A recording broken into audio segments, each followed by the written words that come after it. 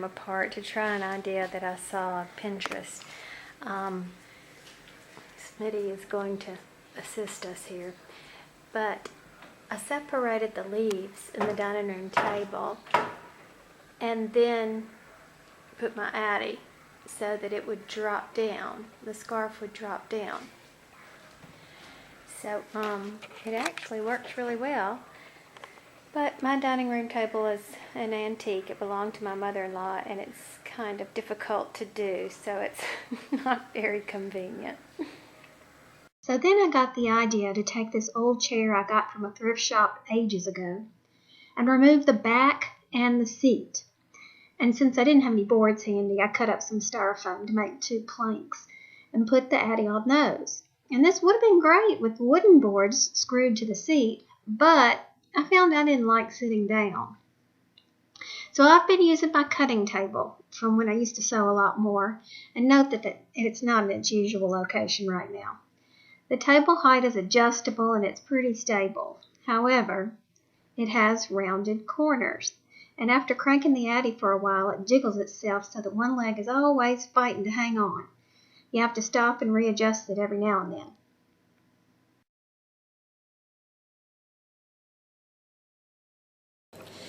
Now, while we're talking about Thomas, he came in really handy for me yesterday.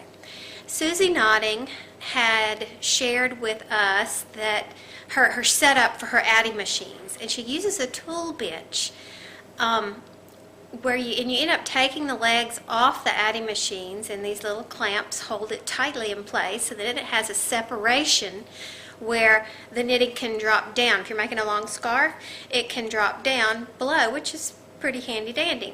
It's not necessary, but it's kind of icing on the cake. So I kept seeing that several people were getting these workbenches, and I thought, I'm going to track these down.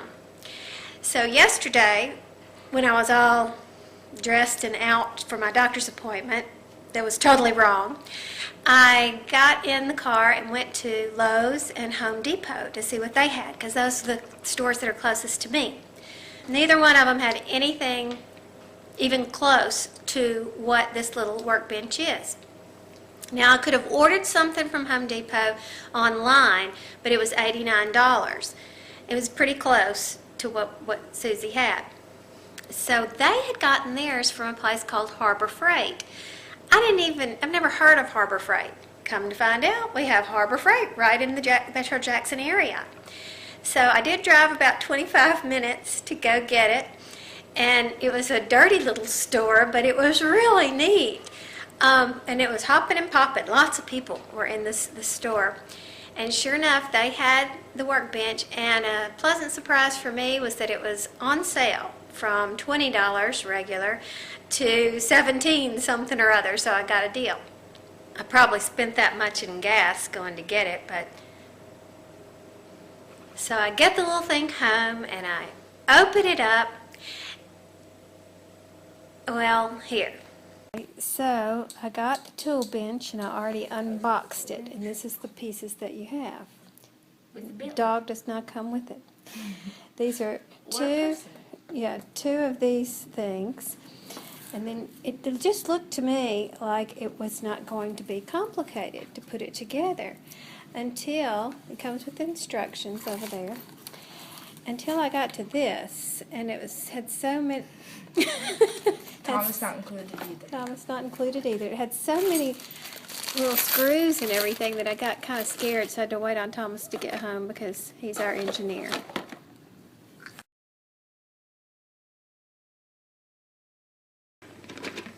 Now, another thing that Smart Susie does is she puts a salad spinner without its top down on the ground. Sister Margaret Mary, this is what I was talking about.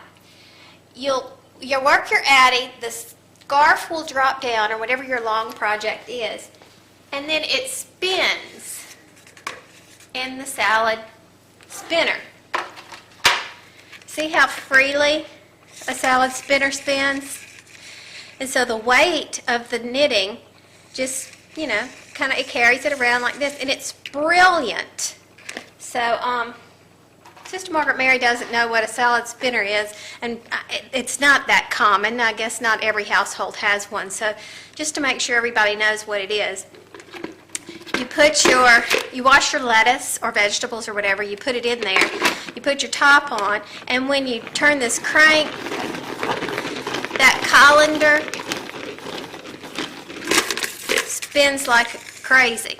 And the centrifugal force throws the water through the colander and catches it in the bowl. Okay, so you just take off the top, and this works beautifully for keeping your work from getting all tangled up. So thank you, Susie, for sharing that little tidbit with us.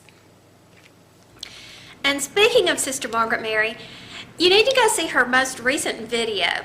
She is vision impaired, and she's done this video for, it's called her Adaptive Crochet Technique.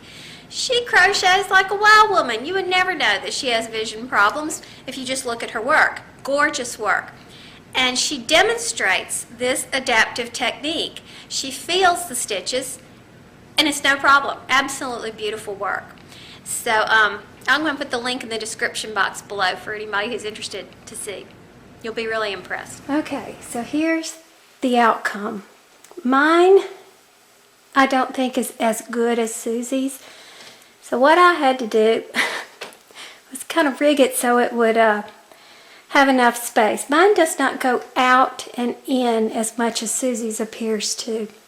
So my clamps had a hard time fitting. So I've got those two clamps pressed against the machine.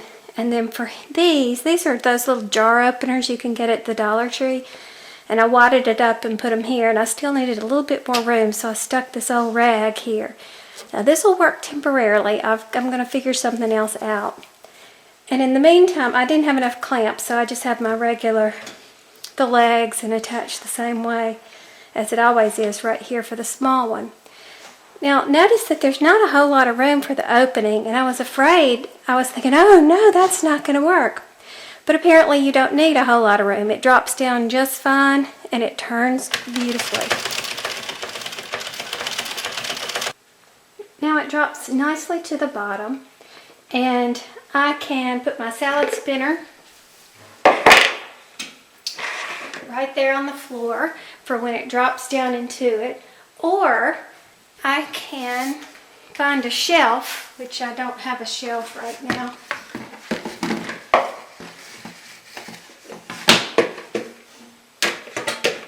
And I can put the salad spinner right here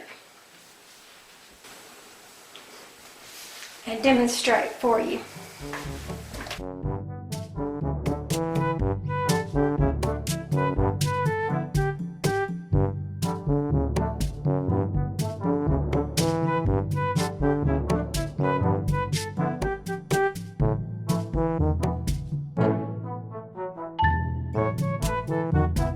Stay tuned for more modifications.